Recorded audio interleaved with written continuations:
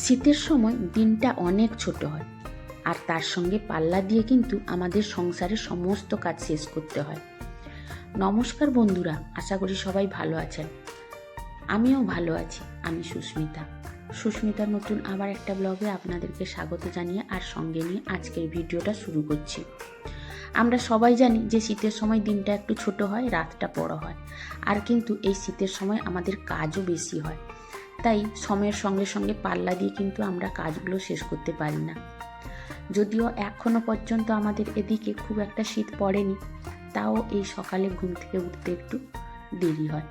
বিশেষ করে আমার ক্ষেত্রে তাই হয়, কারণ আমার বাড়িতে তো কেউ চাকরি করে না, তাই অলসতা নিয়ে কিন্তু বিছানায় পড়ে থাকি। আর সত্যি কথা বলতে কি, অনেক রাত্রে আমাদের বাড়িতে আমি বিশেষ করে ঘুমোই, কারণ এই যে ভিডিও এডিট করে রেডি করে তৈরি করে ভয়েস দিয়ে রাত্রে রাখতে হয়, এই জন্য কিন্তু আমার ঘুমটা অনেক দেরিতে হয়। সেই জন্য না সকালে উঠতে ইচ্ছে করে না। আর বয়স তো পরপর বাড়ছে, তারপরে আমার ছেলে মেয়েও বড় হয়ে গেছে, তারাও যখন সকালে স্কুলে যেত তখন আমাকেও খুব তাড়াতাড়ি উঠে পড়তে হতো। তো এখন সেই দিনটা পেরিয়ে এসেছি বলে আর এখন উঠতে ইচ্ছে করে না এত সকাল সকাল।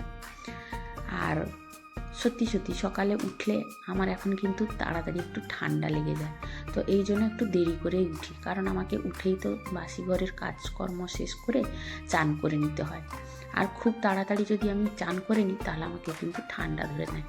তো আমাকে যদি ঠান্ডা ধরে নেয় তাহলে আমার সংসারে কাজ করবে কে, তাই না? তো এই ভয়ে কিন্তু আমি একটু এই 7:30 8টার দিকে চান করি। তার আগে যদি চান করি তাহলে আমাকেও আর দেখতে হবে না, কারণ এর আগে অনেক এই ঠান্ডা লেগে ভুগেছি বলে তো এখন হাজার কষ্ট হলেও বা দেরি হলেও আমি তাড়াতাড়ি চান করি না, বিশেষ করে এই শীতের সময়টা। তো এই জন্য একটু দেরি করেই চান করি। তো সেই জন্য ঘুম থেকে উঠিও একটু দেরি করে, 7টার পরে উঠি। সত্যি কথাই এটা, কারণ এখন ছোট বাচ্চা নেই, তো এই জন্য আমাকে একটু দেরি করে উঠলেও অসুবিধা হয় না। তাছাড়া আমার বাড়িতেও কেউ চাকরি করে না যে সকালে উঠে আমাকে রান্না করে দিতে হবে। জানি যে সব বোনেদের বাড়িতে ভাইয়েরা চাকরি করেন, তাদের তো সকাল সকাল উঠেই কিন্তু রান্না করে দিয়ে দিতে হবে। তো আমার সেই টেনশনটা নেই বলে আমি একটু দেরি করে শুয়ে থাকি। আর এই যে দেখুন, আমি কিন্তু বাড়ির সমস্ত কাজ শেষ করে চান করে পুজো করে সোজা চলে এসেছি কিন্তু রান্নাঘরে। আর আজকে দোকানের ছেলেগুলোকে আর আমরা সবাই মিলে ভেবেছি যে একটু মুড়ি আর আলুর তরকারি খাবো। আর এই যে হিং আর এই কস্তুরি মেথি দিয়ে আলুর তরকারিটা কিন্তু আমাদের বাড়িতে সবাই খেতে ভালোবাসে, তাই ভাবলাম, আর এটা কিন্তু জলদি হয়ে যায়, তো ভাবলাম যে এই তরকারিটাই করে ফেলি, মুড়ি দিয়ে খুব সুন্দর করে খাওয়া হবে। তো তার জন্য এই তরকারিটা করে নিচ্ছি। সবাইকে মুড়ি দিয়ে খাবো, প্রত্যেকেই সবাই মুড়ি দিয়েই খাবো। তারপরে এদিকে এই যে দুধ এসেছিলো সকালে, ওই দুধটা গরম করতে বসিয়ে দিলাম, ওইদিকে ভাতের হাঁড়িটাও বসিয়ে দিলাম। ভাতের হাঁড়িটা কম আঁচে বসিয়েছি, ওটা হতে হতে কিন্তু আমার এদিকে অন্য কাজগুলো হয়ে যাবে। আর ঈষৎ উষ্ণ গরম জল হলে জলটা আমাকে কিন্তু বের করে রাখতে হবে, তারপরে তার মধ্যে চাল দেব। ততক্ষণে কিন্তু আমি অন্য কাজগুলো করে নিতে পারবো। সকালে একবার লিকার চা করে খাওয়া হয়ে গেছে, আর এবার কিন্তু দুধ চা হচ্ছে। তাই ভাবলাম ওকে যখন দিচ্ছি আমিও একটু খেয়ে নিই। কি জানেন তো, ছোটোবেলা থেকে আমিও দুধ চা খেয়ে এসেছি। যেহেতু আমার বাপের বাড়িতে গরু ছিল, আর আমার মা কী করতো জানেন, আমাদের বাপের বাড়িতে উনানে আগে রান্না হতো। আমার বাবা চাকরি করতেন, তো মাও সেরকম 9টার মধ্যে বাবার জন্য রান্না বান্না টিফিন সব কিছু রেডি করে দিয়ে দিত। আর রান্না শেষ হয়ে গেলে মা কী করতো, ওই গরম উনানের মধ্যে একটা বড় সিলভার গ্লাসের মধ্যে দুধ আর চা দিয়ে বসিয়ে দিত। তো সেই চা যে খেয়েছে নিশ্চয়ই সে বুঝতে পারবে যে ঘরে দুধের চা খাওয়ার টেস্টটাই কীরকম। তো সেই যে একটা ছোটোবেলা থেকে নেশা হয়ে গেছে, তো সেই নেশা আর যেন এখনও ছাড়তে পারি না। আর কিনে দুধ খাওয়ার যে টেস্ট পাওয়া যায় না, তাও কিন্তু সেই নেশাটা ছাড়তে পারছি না।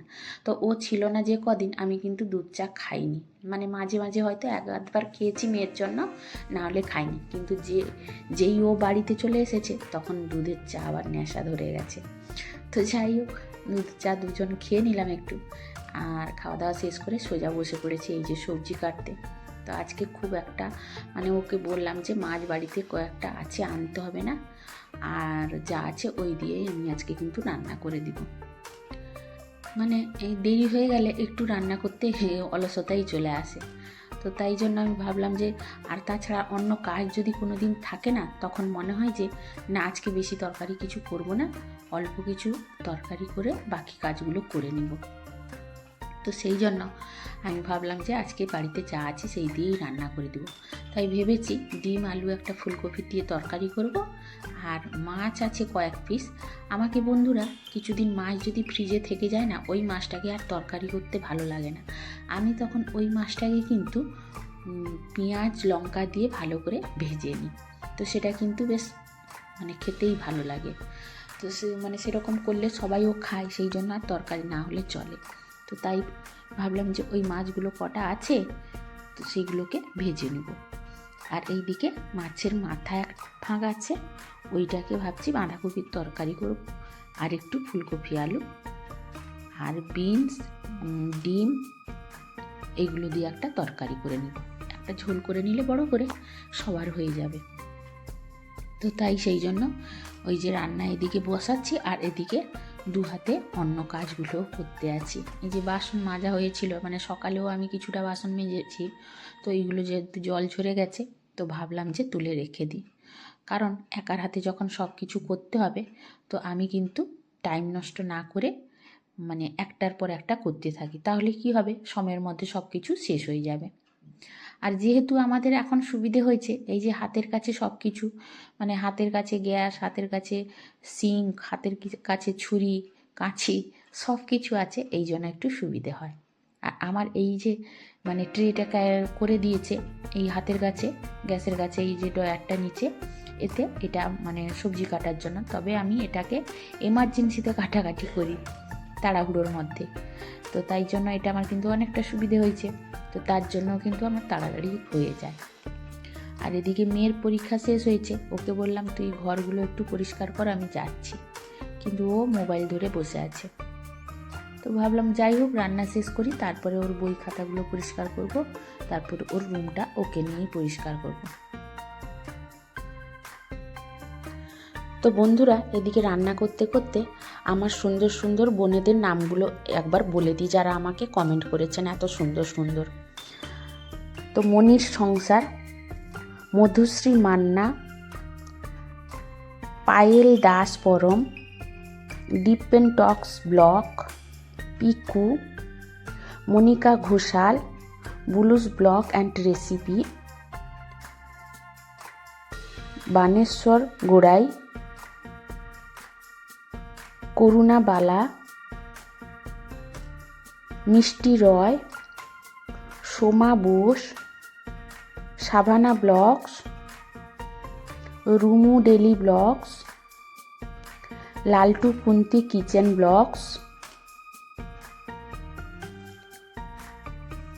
আপনাদের প্রত্যেককে অসংখ্য অসংখ্য ধন্যবাদ এইভাবে আমার পাশে থাকার জন্য, আর এইভাবে আমাকে কমেন্ট করে আমার মনে উৎসাহ জাগানোর জন্য।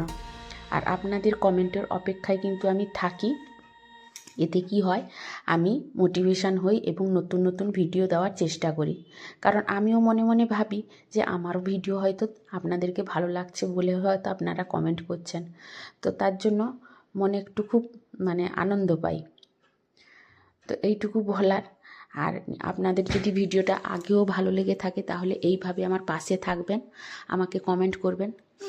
তো এতে আমি কিন্তু খুবই মানে উৎসাহিত হব নতুন নতুন ভিডিও দেওয়ার জন্য। কারণ কি জানেন তো, আমরা হচ্ছি গ্রামের মেয়ে, আর বলতে গেলে আমি খুব একটা টাউনে নেই, গ্রামের মেয়ে, কাছাকাছি গ্রামেরই বউ হয়ে আছি। তবে হ্যাঁ, আমি কিন্তু বউ বলতে গেলে শহরে বউ, মানে আমার শ্বশুরবাড়ি হচ্ছে, আপনারা জানেন না, যেহেতু আমি নতুন ইউটিউবার, তো আমি বলছি আমার শ্বশুরবাড়ি হচ্ছে পিওর ভুবনেশ্বর বাস স্ট্যান্ডের সামনে। তো আমার যে হাজব্যান্ড, ও হচ্ছে একদম ভুবনেশ্বরের মানুষ, মানে ও নন বেঙ্গলি আর আমি বেঙ্গলি। তো তার জন্য আমি বলতে গেলে কি বলবো, শহরের বউ।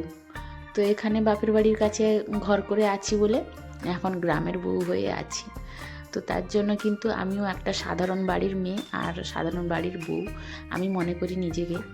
তো সেই জন্য ইউটিউব এত বড় একটা প্ল্যাটফর্ম যেখানে দিয়েছে, তো ভাবলাম একটু আপনাদের সঙ্গে শেয়ার করি নিজে কথাগুলো আর নিজের বাড়ির মানে কিছু জিনিস। তো যদি আপনাদের ভালো লাগে তাহলে হয়তো কমেন্ট করে জানাবেন। তো আপনারা যেহেতু কমেন্ট করছেন, তো আমাকে অবশ্যই ভালো লাগছে, কারণ এত মানুষ এত কিছু করছে। আর এই প্ল্যাটফর্মটা এমন একটা জায়গা যেটা ছোট থেকে বড় সবাই শেয়ার করতে পারে। তো আমিও ভাবলাম দেখি একটু ট্রাই করে যদি পারা যায় কিছু, তো তাই জন্য এটা করা। আর অনেকটা কি জানেন তো, মনটা একটু ফ্রি থাকে যদি আপনাদের শেয়ারগুলো মানে কমেন্টগুলো পড়ি বা আপনাদের কথাগুলো শুনি, তাহলে মনটা একটু হালকা হয়ে যায়। তো এই জন্যই এই ভিডিও করা।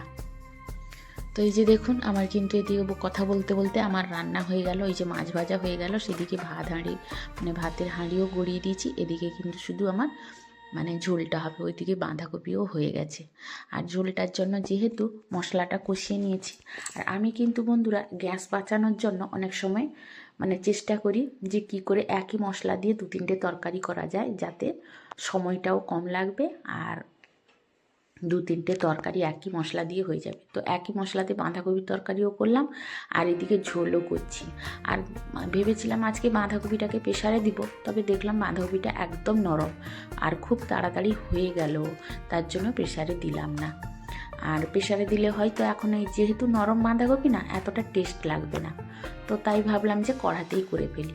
কিন্তু সে জায়গায় আমি কিন্তু প্রেসার কুকারে ডিম সেদ্ধ করে নিলাম আর ফুলকপিটাও একটুখানি প্রেসারে ওই গরম জলের মধ্যেই সেদ্ধ করে নিলাম।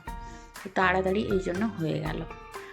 আর এই যে ডিম ঝোলের, এইটা কিন্তু ডিম ঝোল বলা যাবে না, আবার ফুলকপির ঝোলও বলা যাবে না। এটা কিন্তু প্রায় প্রত্যেককেই করতে দেখেছি, আর সত্যি কথা এটা কিন্তু ভালোই হয়।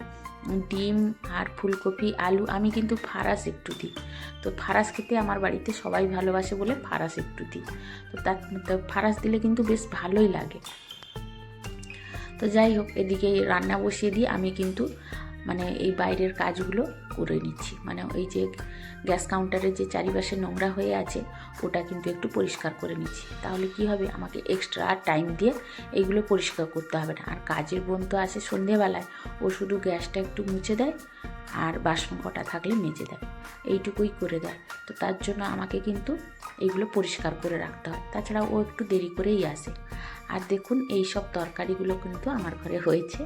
আর এদিকে রান্না শেষ করে মেয়েকে বললাম তুই অল্প কিছু গুছিয়ে নে। তো ও কি করছে, এই যে পরীক্ষার প্রশ্ন বা নোট টোট যেগুলো স্যার দেন ওইগুলো একটু গুছিয়ে রাখছে, আর বাকি কাজ বলছে পরে করবে। তো আমি বললাম ঠিক আছে, তুই পরে করবি যদি এইগুলো গুছিয়ে রাখ। তো তারপরে বলল না মা, আমি বই খাতাগুলো বের করে দিই আর বাকি কাজগুলো পরে করব। তো তাই যাই হোক, সে অল্প একটু পরিষ্কার করে গুছিয়ে রাখলো। আর বন্ধুরা, এরপরে কিন্তু খাওয়া দাওয়া করে একটু রেস্ট নিয়ে আপনাদের সঙ্গে একদম সন্ধেবেলায় দেখা করছি। সন্ধেবেলায় আর তেমন কিছু করিনি, সন্ধেবেলায় একটু ঠান্ডাটা পড়েছে, তো তার জন্য ভাবলাম একটু পাস্তা করে নিই আর একটু চা করে নিই। কারণ ঠান্ডা পড়েছে বলে না, একটু চা একটু জমিয়ে খেতে ইচ্ছে করছে, তো ভাবলাম চা করব। তো এই যে চা বসিয়েছি আর এদিকে পাস্তা করেছি। তো রাতের খাওয়া কিন্তু আমাদের এটাই হবে আজকে। তো বন্ধুরা, ভিডিওটা কিন্তু আর বেশি বড় করব না, অনেকটাই বড় করে ফেলেছি, সবাই হয়তো দেখবেন না। আর যদি কেউ এতক্ষণ দেখছেন তো তাদেরকে তো অসংখ্য ধন্যবাদ। আর নতুন কোনো বন্ধু যদি এসে থাকেন তাহলে একটা সাবস্ক্রাইব করে অবশ্যই পাশে থাকবেন, আর একটা বেল ঘন্টা বাজিয়ে দিবেন যদি পাশে থাকতে চান, তাহলে নতুন ভিডিও এলে নোটিফিকেশান আপনার কাছে চলে যাবে। তো এই যে দেখুন, এই সোফাটা বলেছি যে এই সোফা ছেড়ে কেউ উঠবে না। এই যে বসে খাচ্ছে মেয়ে, আর তার বাবার ঠান্ডা লেগেছে বলে ও খাটে শুয়ে আছে, খাওয়া দাওয়া করেনি এখনও, মোবাইল দেখছে, তারপরে উঠে খাবে। তো বন্ধু